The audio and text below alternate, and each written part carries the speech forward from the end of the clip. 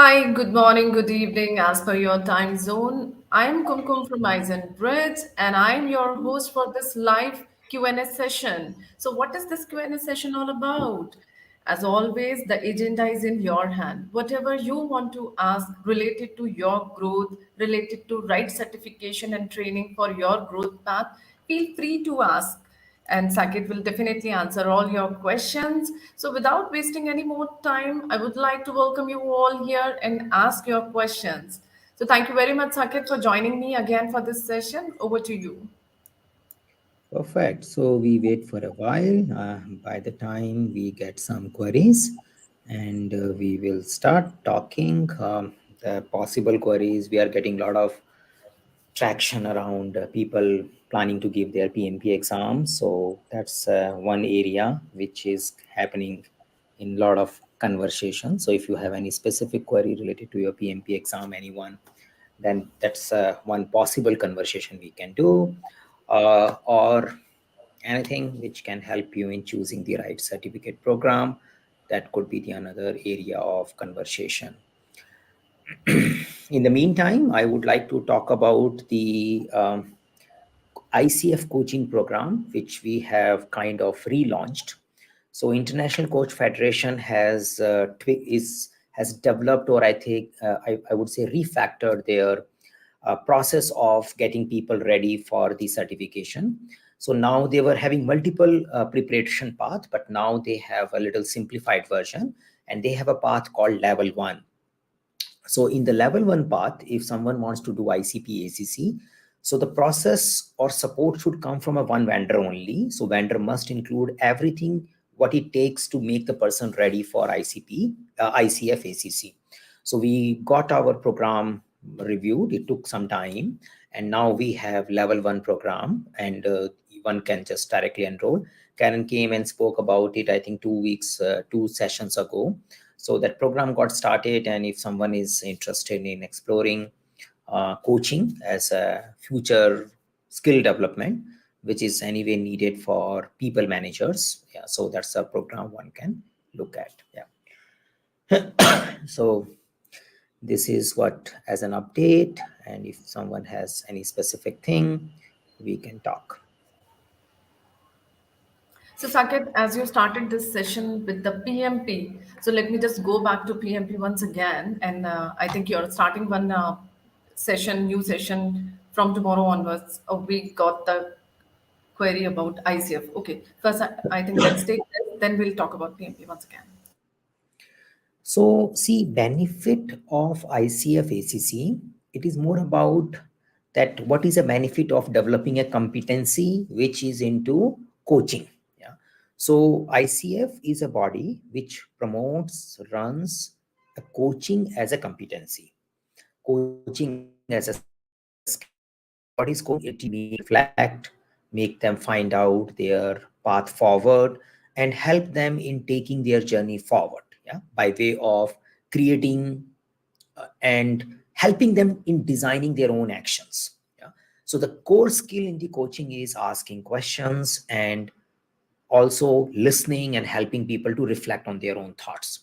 Now, in order to, if you are dealing with people, if you are expected to create individuals and influence them and motivate them, and also responsible for creating high performing team, many times as a leader, you will not have a direct instruction for them. You can't tell them do this.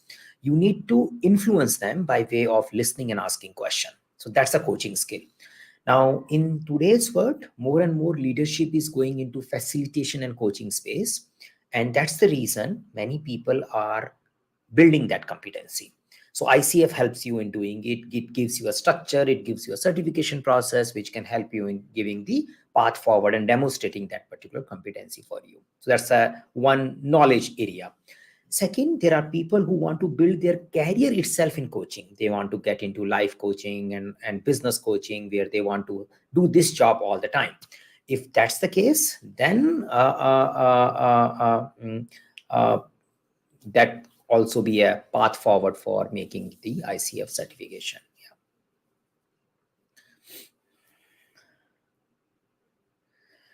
Yeah. Okay, so somehow a related question, which is coming next. So I am in HR. I want to get into development, and I have done Scrum Master program. What should I do next? So I would say the people who are coming from human space, the people management space, people influence space, they should be focusing more on developing leadership skills, facilitation, and coaching. And if you mix your previous HR experience and the delivery, project delivery kind of vocabulary, I think these two can create a good profile for you. So in general, in organizations now, people need change managers. So there is a transformation happening. You need to, there are various types of changes: digital transformation, agile based changes, something which we used to do before but we can't continue doing it as it is. Yeah, so that's something is needed. So organizations who are going through these kind of change and transformation, they need people. Yeah, change agent, change driver, change coordinator, or coaches, whatever name we give, that's a separate thing, but they need a people who can do this particular job for them. So I feel, since you are coming from HR background, you may want to bring project management knowledge, yeah, just to ensure that you have a sufficient understanding of the business language. At the same time, your previous HR background should help you in targeting and positioning yourself as a change agent and change coaches. So in general, I would apply. So rather than focusing on a course, I would suggest that you create your target job profile, that okay, this type of job I want to apply to. You can do a little bit of research, and then you see that I have my HR experience, I have my CSM, and this is a type of job profile I am targeting. Now in order to achieve that job profile, what are the gaps? Yeah, and based on those gaps you can add the certification programs. So if gaps are coming related to less understanding of what is happening in the development space, which is blocking you from influencing them, then probably you need to pick up some programs. Like we have a industry enabled Scrum Master program, we have Kanban program, we have project management program. So if you see that the gap is in the technical and the management area, then you pick up those programs. If you see, no, I'm doing decent there and I can handle with my HR experience and I can position myself as a change and coach space, then I need to mix up it. In general, I would advise you to target agile coach, change agent, change facilitator kind of job. And in order to develop skills, in order to understand what is agile coaching, there is a program named ICP ACC that could be a good look at. But again, I'm just generically advising the process of having a target job profile and your current skills and finding the bridge between them can give you the exact answers. But by default, I could advise you can look at ICP ACC, IC Agile, Agile Coach Program, primarily because I'm thinking that your HR experience probably will help you in getting coaching and mentoring kind of profiles. Okay, so we have question.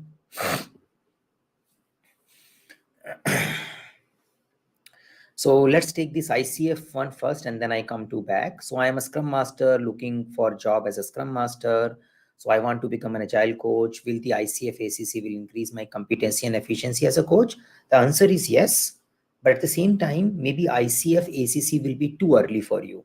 So if you are looking for a Scrum Master job, maybe you better develop proficiency in the Scrum Master job, because coaching skill is usually a little bit higher level of leadership skills. So say I may start with a team management, team leadership, then I may start focusing on influencing stakeholder and management, then I go for ICF ACC. So if you are just looking for CSM job, and maybe at point in time you want to focus on the agile coach job, after some time, after doing your CSM job well, the first is your CSM job will give you a lot of experience of facilitating, mentoring, and coaching. And that experience will be useful for you become an agile coach. In order to become an agile coach, first you go for ICP ACC program, which is IC Agile ACC program, after some experience of good Scrum Master job. And maybe after 2-3 years, you can think of doing ICF ACC as well. Yeah. Okay, so how lead developer can move to project management job, all looking for experience of minimum 2 years. What should be the roadmap to get a project manager's job? So see, there are organizations who may not look for experience when they hire facilitator, coordinator, and managers. Maybe they look for the management skills, tool skills. So many people come from their MBA background, they directly get as a manager, and they do facilitation and coordination, not necessarily really leading the project, but facilitating the overall development of the project. My recommendation is, yeah, if you are a developer, it means you are not coming from management education space. Now you need to make a path from here only, yeah, from a development space only. Now you need to demonstrate your facilitation and leadership skill at a team level, and you need to do a team level leadership. Yeah, and one of the role which can help you in doing that team level leadership is a scrum master role, as we discussed in our previous conversation as well. So if you are working in the agile space, yeah, if non-agile space, team leadership could be a role you can target to. If in the agile space, then you can target a scrum master job and develop your leadership skills there, so that you can take it to the next level, which might be at project level. So see, leadership is leadership. The only thing is you might be doing leadership in a this much area, and you might be influencing bigger area.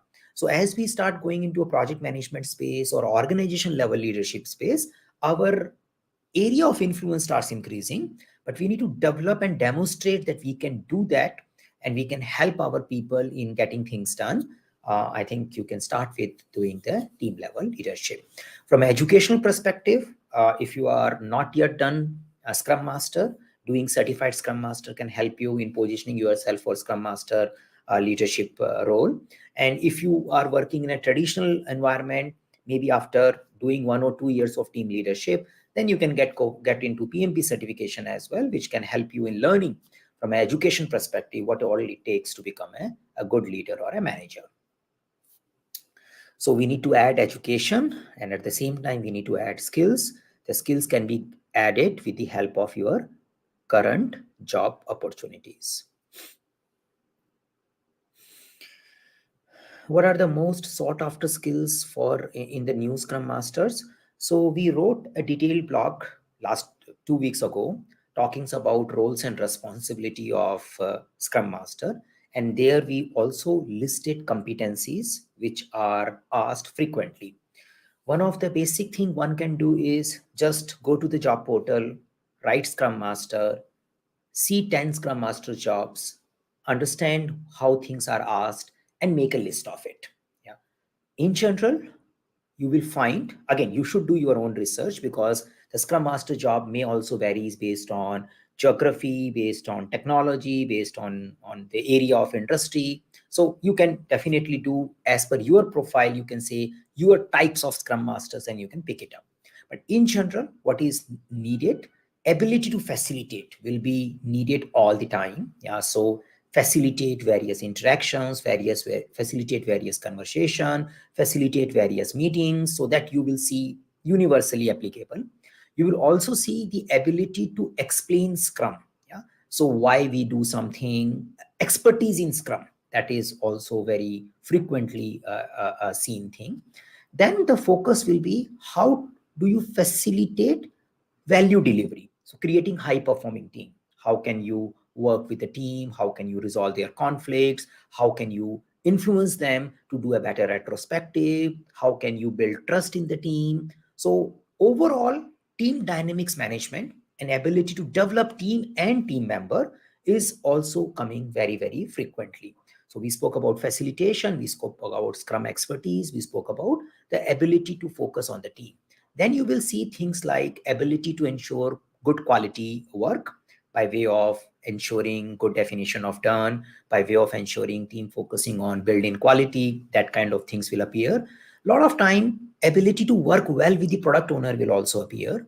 Ability to write user story, help the product owner to see what is the user story, how to do it incrementally. So ability to mentor the product owner and stakeholder will also see come very frequently. On top of it, I recommend please check our blog. You can just go to our Eisenbridge/blog, And you can find in the last 2-3 blocks only, there was a block talking about the Scrum Master profile. We have a separate block for Safe Scrum Master because it includes few more areas of working with the release train engineer and all. But we have a generic Scrum Master blog also, which talks about the things which are needed in the Scrum Master.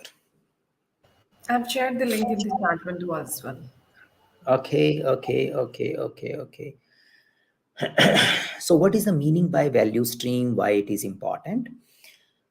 So we have to do various types of process analysis.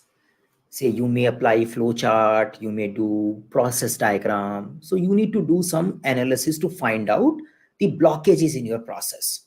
So value stream is a tool to identify the flow of customer request handling or customer order handling. So it's a way to say that what all we do from the point customer gives us an order and to the point till we fulfill the order and collect our cash. So if we identify the whole thing and we can improve that, we make more money. Yeah. So rather than doing isolated process improvements, in today's world, organizations are looking for end-to-end process improvement so that we can fulfill customer requirements faster and we can do little more objective oriented process improvements. And that is value stream. So value stream is a steps you go through in order to fulfill customer order. The information exchange happens, the delays happens also in between. Identification of all those things is identification of your whole value stream. It's like a pipeline through which you deliver value. So that's a pipe is value stream. And it is important because when you know your pipe, you can make it better. Yeah. And you can see the whole impact of it rather than only focusing on one part of it. So it's a lean concept which is very fondly used in the agile world, the scaled agile world, and that's what the value stream is.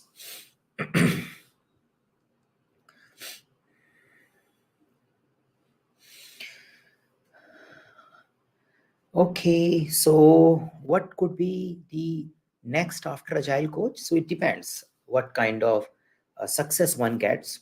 So see, unlike the defined path which might exist at a lower level, in my personal observation, once we start crossing middle management level, we don't have that you will become a middle manager to senior manager to director, and director to CEO. You probably don't have all these very defined paths because people may just stay there and retire there. So not everybody goes next. So now who goes next depends upon their competencies and skills, and where they go next also depends. So as an agile coach, we need to focus on what is your competency. Your competency is influence, change, and doing transformation. Now, if you are doing influence, change, doing transformation in a better way, then you might be doing bigger transformations. That's a one possibility. Or you may become an independent consultant. That's another possibility. Or you may stop doing it and you go to delivery space. Agile coach is going back to delivery spaces as well. That's another possibility. So it depends what kind of things attracts you. And I have seen people moving in all the possible directions after the agile coach. Yeah. So what are the common functional defects that can occur? So what I would say, what is functional defect? Yeah, something which you expect from the product and it is not doing it. So now I believe in my personal understanding, it can't be common. Yeah, because it's a functional thing. Yeah, we can say it is not like a boundary level defect that people will usually forget dividing by zero. Yeah, that's a kind of defined thing. So those kind of defects will be there. But functional defect is not divide by zero. It is not boundary value condition and all. So misunderstanding, misinterpretation of the requirement by the different parties will create something which is not as per the specification. And once we discover it, we need to have a common understanding of a specification so we can solve it. That much I can understand from this question and I can share here.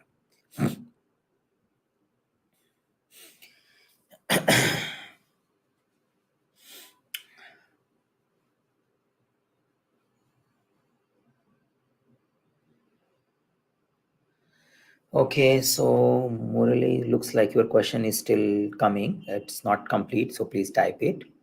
So what are the matrices or techniques that need to be used for performing change management? So the only thing which is asked in a change management is an impact analysis.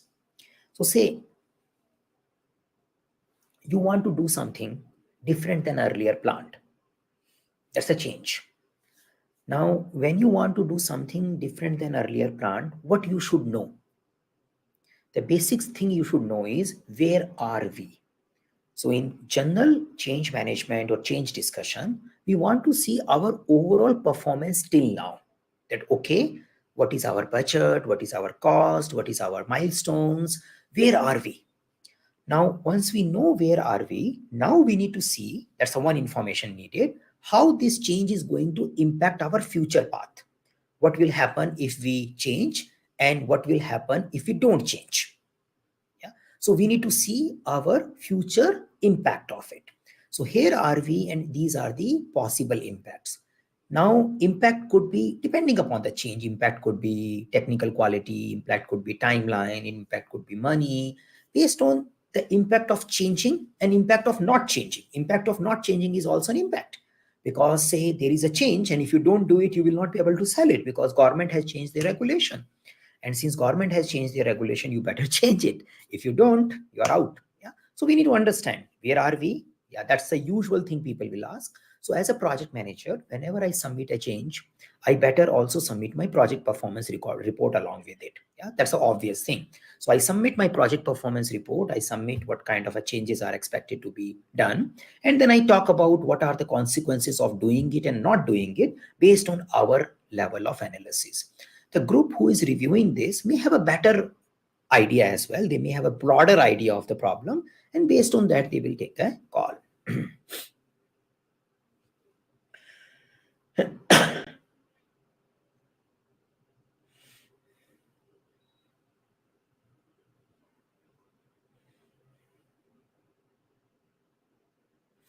Okay, so there is a question we are saying, so 15 years of experience, development to administration, to management, project management, company finance management, inventory management, and all those things doing all good. Now the company is closed down in the pandemic. How should I move forward? My recommendation is do PMP certification and target yourself as a project manager. So what happens is sometime when we work in a mid-sized company or a small company, we get extensive exposure. We do many things, yeah. And but this exposure can become a problem when you want to go into big organization. So when you go in a big organization, they look for experience in one area only. Yeah. And you say you explain, I have done that, I haven't done that, I haven't done that. They will not relate to all those things. They probably just need a person who might be doing just testing from last 10 years or might be just doing project management from last 10 years. So they need a very specific information. Now, people who are coming from multiple role playing may also lack a structured approach of performing things. They may not use right terminology, they may not use right processes, right documentation. And those things can become a barrier when you are looking for a bigger organization because bigger organization will say this guy doesn't know how to do things and probably will not fit in our culture. So if you can relate to what I'm saying, yeah, that's again a lot of assumptions here. My request or recommendation is get some certification done so that they give a formal structure to your experience. Yeah. And target one or two role only.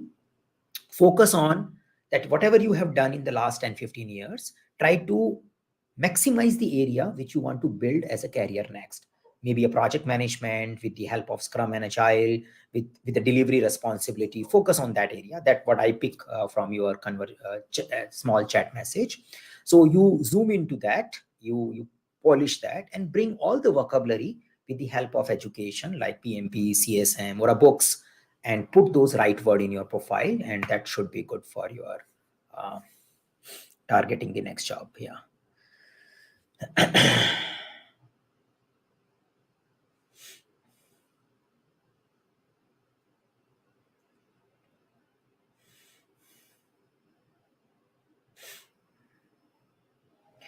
Okay, so we have a question, safe question.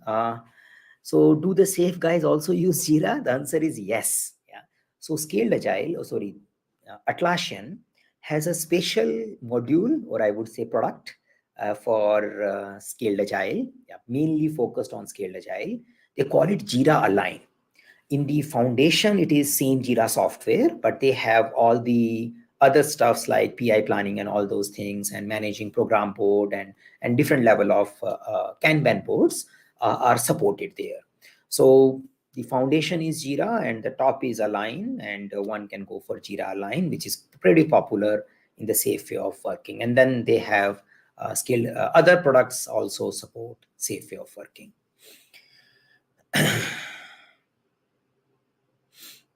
Okay, adaption, nice sharing, Noor. I agree with you. Uh,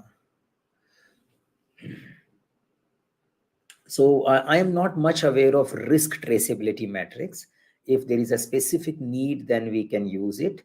I don't know if it's a formal term in our project management literature. It could be a made up term also. So no idea. Yeah.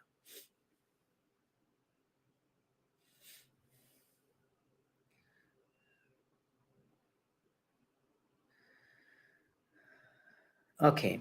So are there any program that are aware of for a woman from a career break and want to restart in an agile space? So my advice is that first we need to focus on what kind of target role you want to position yourself. In general, I suspect you might be targeting a Scrum Master job because there is a possibility that you have lost touch with technology. Maybe there is a possibility if you have a business analysis experience, you may want to do some amount of business analysis and product ownership as well. So as an individual, I need to first find out that, okay, what I have to offer to the organization who is going to hire me. Yeah. So think like that, okay, rather than people should hire me, okay, what I'm bringing on the table. And whatever you are bringing on the table, is there something from your past experience can make you more capable of bringing that on the table rather than someone who is just reading the book and coming. Is there something in your past experience? It could be a past experience, it could be the countries you have been through, the cultures you have handled with. There could be various other areas also rather than professional experience alone. There could be a life experience also which may bring you capability of delivering something on the table. So we need to think about that. We can say, okay, what is coming on the table? Now, based on that, I need to develop some skills. Yes, doing certified Scrum Master program is by default is a good choice. One should go for it, yeah, because you understand them pretty well. But it could be studying about business analysis. It could be studying about some of the tools which can help you in familiarizing yourself how things are happening in today's environment.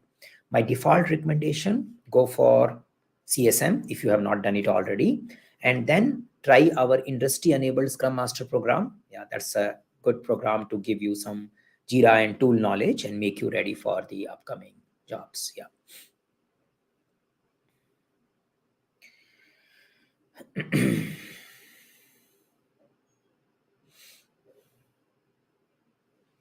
Okay, so we are about to close the project and we are about to prepare the closeout report. What are the best content to the report? Do we also cover the how-to process of making this in our upcoming lectures?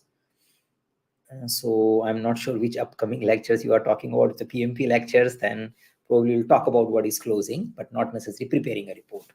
So let's go one by one and say, what should be a closing report? So from a project management perspective, your organization might be having some recommended formats and details for making a closing report. Yeah.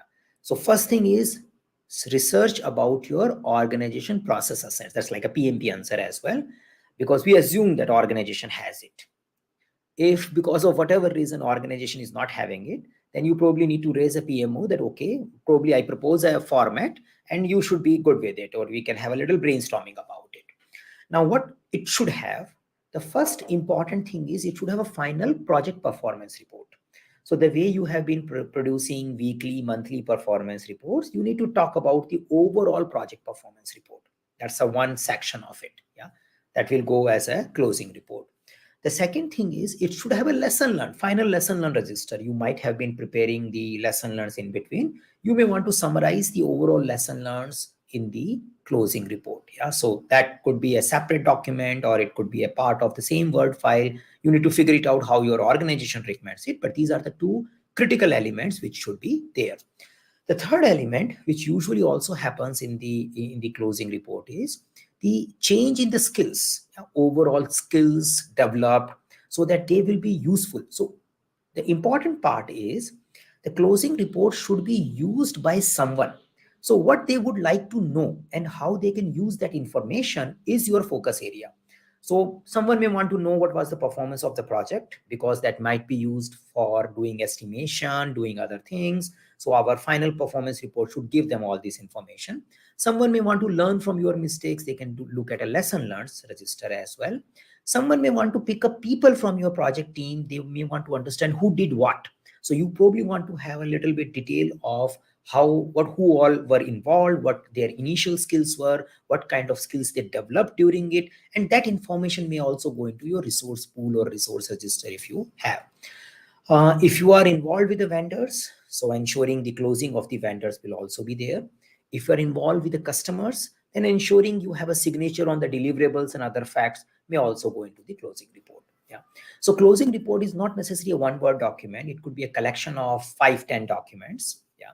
And it may be a document. It could be a Confluence page, depending upon our organization process assets. But these are the elements, and our in PMP content also.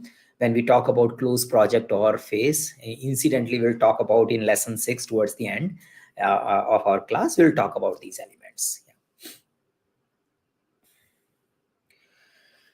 Yeah. Can a non-Scrum Master becomes a full-fledged Scrum Master? So what I probably understand is, can someone become a Scrum Master without having an experience of Scrum Master? That seems to be the question. So my take is we need to make our capability ready so the organization is finding value in hiring us. So how do I do it? By way of demonstrating my skills, which are needed to a Scrum Master, or by maybe bringing some advantage to the organization so that they are happy to go with someone who has not formally worked as a Scrum Master. It is easier in the same organization if you are, because they can trust you, they have seen your skills.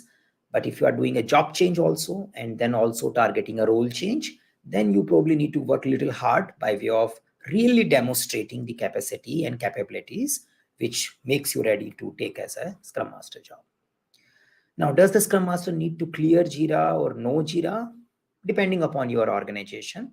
I do see many organizations ask for that skill. Why? Because the focus is becoming virtual. Organizations are working in a virtual mode. And Jira or any other electronic tool is becoming one of the tools to manage transparency and work. So if you don't know, or if you are not proficient in showing each other, and people are working face to face, then it could become barrier in the communication, in the information exchange. And that's why organization may want you to have a good digital skills. So digital tooling skills are needed more and more in today's environment. That is what I see from the job descriptions.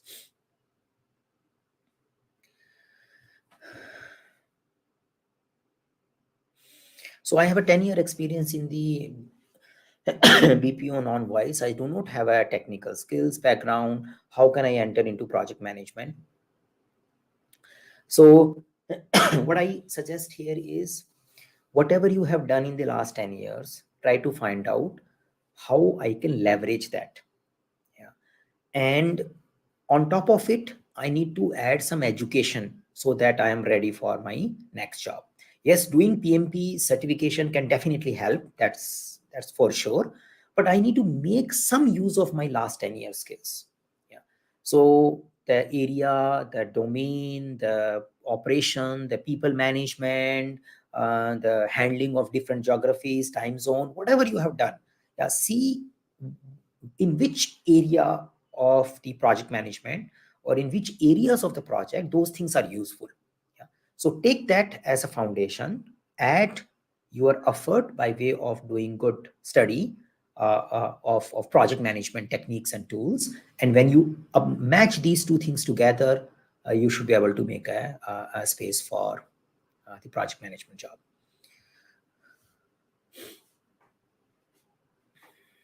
So how to answer a question, what is the future of project management in the AI era? So I don't know. What I probably see here is, as much we use the various AI tools, the AI tools are helping us to get a repetitive job faster, and they are getting low skills, medium skills jobs taken care with the help of tool. Yeah, rather than but strategic decision making, high level decision making, conflict negotiation, overall more soft skills and power skills are needed in the project manager. So I would say that I, as a project manager, can do my job faster by using AI tools. That's what is happening, and my team members also can do those things faster, relying on AI tools rather than relying on me. So what we need to find out is what is left. So we do more complex work now than we used to do before. I probably don't spend time in making a document, because the document, if I give a part of the document to the AI, they can make a better document out of it. They can communicate it better. So that part might not be needed, but the real message has to come from somewhere. So the work will be more specialized, more work will require more creativity. And that's what we see is happening in our general observation. Okay.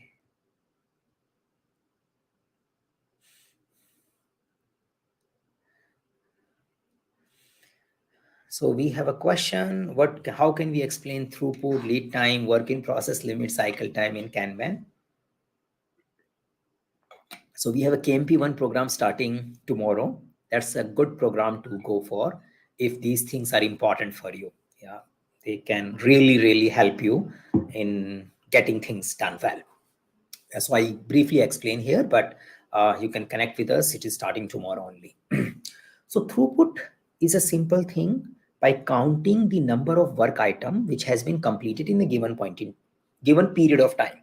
So say if I am selling pizzas and my shop want to say what is our throughput for this week. So we just need to count the number of pizzas we have delivered. We can say this week we have delivered 1,000 pizza. That's the throughput. Yeah. Now work in progress limits, you can say how many pizzas are under process at this point in time. That's a work in progress limits. Yeah. So we may probably want to keep a limit not to process more than 10 pizza at given point in time. That's a work in progress limit. Now we have delivered 1,000 pizzas. Right now we have a 10 pizzas in the baking thing. But customer is calling us and they are saying, when can I expect my pizza reaching my home? Now you need some metrics, some measurement, which can give you some estimation when the pizza will reach home. That's a lead time. So lead time is a time between the customer gave the order and the customer gets the order. So customer is interested in lead time. You might be interested in the throughput so that you can understand how my shop is capable of doing X number of pizzas in a week. But I also need to have a customer-centric metrics, which is a lead time. So on average, we deliver pizza in 30 minutes, ma'am. So your one should also come. Yeah, has been our last week performance. It's the lead time. So you are talking about for the last 1 week, we have been delivering more or less between 20 to 30 minutes. There are exceptionally, we are crossing 30 minutes. So you should expect your pizza should also get 30 minutes. Yeah, so that's how you use a lead time and you can communicate there. Now, cycle time is a subset of lead time. Sometimes people are asking, how much time do you take to pack the pizza? Yeah, so the packing guy will say, the packing cycle time is say 2 minutes in general. Yeah, so it is like from the point the pizza reaches to packing, and at the point it leaves the packing, it takes 2 minutes. So we can identify the start and end boundary for a cycle time. It is usually used as a area-wise processing space, which is under the influence of someone. And these all can be used as a report for the Kanban. So, and you also see the cycle time helps you to do a isolated process improvement. Lead time is more like a end-to-end focus. Throughput is usually help you in measuring your capacity. Oh, we have a capability of doing 2,000, but this week we only delivered 1,000. So you know how well your capacity is utilized or not utilized. That's a throughput thing. And work in progress is just to ensure that we are not doing too many things at a given point in time. The historical trend in work in progress limit can be seen with the help of cumulative flow diagram. That is also probably explained in your KMP class. Is a standard operating procedure document needed to be documented from the beginning of the project? Usually not. So what I'm understanding is you have a deliverable and you want to create a documentation for how the deliverable to be used. Yeah. So usually you do it at a later stage, but there could be some constraint. There could be some compliance. There could be some format which has to be adhered to when you are creating the standard operating procedures document. So you, depending upon the context, you may have some format agreed in advance, but yeah, usually once you have a deliverable, you talk about that is how it should be used.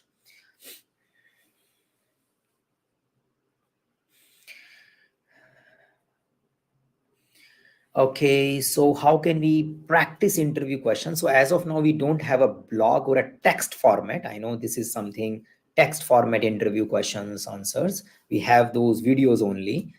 So in our YouTube, you do have a playlist where you may have around 50 videos where we have taken various interviews and we spoke about various interview questions. But as of now, no text material ready as of now.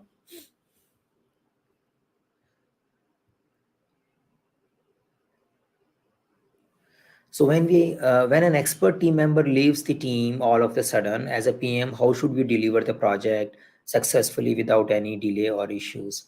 So this is something we need to put into a situation, but if it is happening, it's already a negative thing for a project manager from our PMI perspective, because the project manager should ensure collaboration, knowledge sharing, and avoid single point of failure. But if you have a single point of failure which is happening there, and then someone leaves and that person was the key person, then you have a big risk which you need to take care of.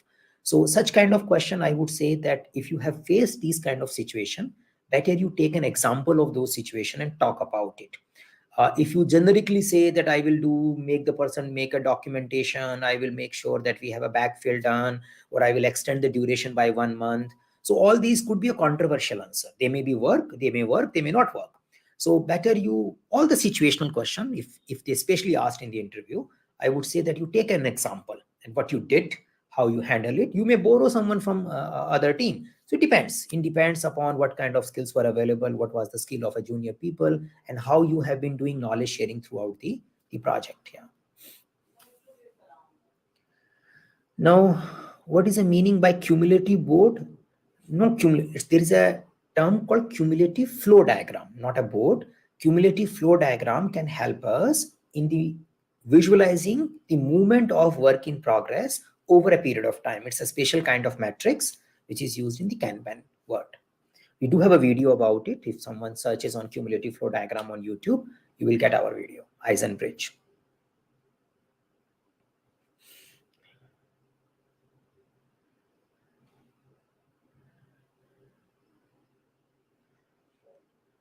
Okay, what is the agile meaning of the term feature? So there is no agile meaning of feature. As much as I am aware, we need to see where it is used, in which particular context it is used.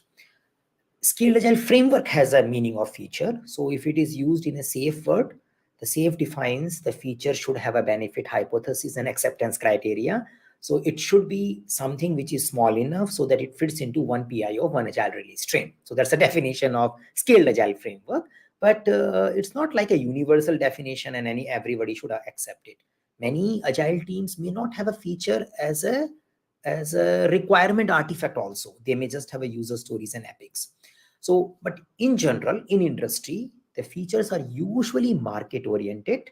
They talk about something which is a end-to-end customer flow, and they are usually appreciated by the business stakeholders, and they should have some test criteria attached to it. So how we should measure the performance of agile team? What KPI should be used? So you will not find any individual KPIs very well defined for agile as well as for waterfall projects also. But there are there is a process of identifying what we were expected to do, what we have done it, and more or less adhering to our direction is something needs to be used when you are doing team assessment. So as a project manager, we need to do a team assessment or we need to facilitate team assessment on a regular basis. Now, how to do a team assessment? That process should be as per my organization standard. We may take some help from various team assessment tools. One of the easiest tool one can look at is a Spotify team health check. You can use that. Scaled Agile has their Mason and Grow health check tools also. So we can look at all those tools which can help us in doing the team health check.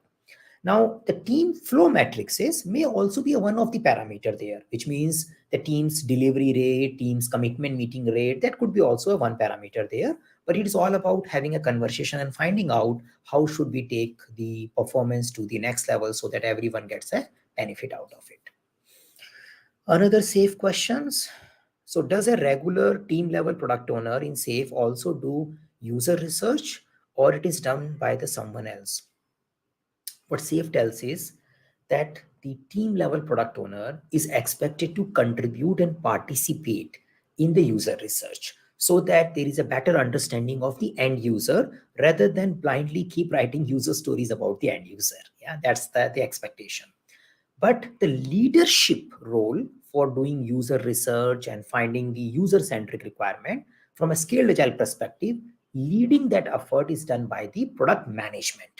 So now it depends exactly upon the organization structure and the capabilities of people. It's not like the watertight boundaries between product management and product owner. There will be a good amount of overlap, and the more and more overlap, the better it is.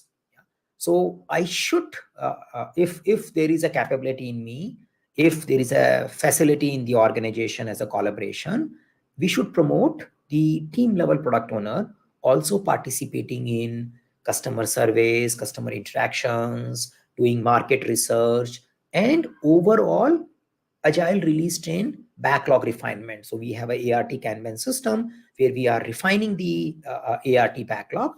Formally, SAFe tells the refinement of ART backlog is led by product management, supported by business owners, product owners, and system architect. So they are expected to participate.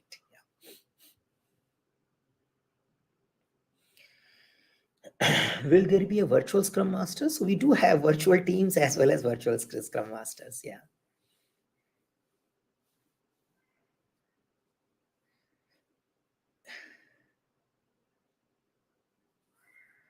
So conflict management, like your project management techniques, talks about conflict management, all those techniques like problem solving, compromising, avoiding, forcing. So you do have these all conflict management ideas. In general, the conflict management requires emotional intelligence in the manager, ability to listen to the parties, ability to make people listen each other, helping them by way of asking questions, coaching them is something which is a conflict management technique. But yes, if you are talking about PMP exam perspective, we do talk about 5 levels of conflict from problem to solve till world war. And we also talk about the techniques like problem solving, compromising, avoiding, forcing, withdrawing, and all those things. Yeah. So for a delivery manager, is PMP is necessary even if I'm not a project manager? So see, title project manager does not matter much. If I am engaged in facilitating delivery, yeah, I basically need to have a project management skills. And PMP certification can help me in acquiring project management skills. And it can also help me in showcasing my project management skills. So if you see for your job and your next work, the project management skills are needed, and you probably will get a value by demonstrating project management skills to your recruiter. Then I recommend you doing PMP certification. Yeah. And unlike our agile certifications, it is not that easy. So this is one of our offering which really make people invest time in study. Yeah, say most of our agile certificates, you go for 2 days in class and you are done. You are certified on day 3. So that's how most of these agile certification body operates. Yeah, I would say most of them, and that's their business model. But when you come to PMP certification, then your whole things becomes little different. You end up putting 1 or 2 months of effort. You get worried about the exam. You start doing practice test. You really look at the content. This much effort, hardly 5% of the effort you will do when you do agile certification. So I would say this whole effort makes you more capable of handling future jobs, and that's something is worth investing in. Yeah. Okay, so I think we are about to close.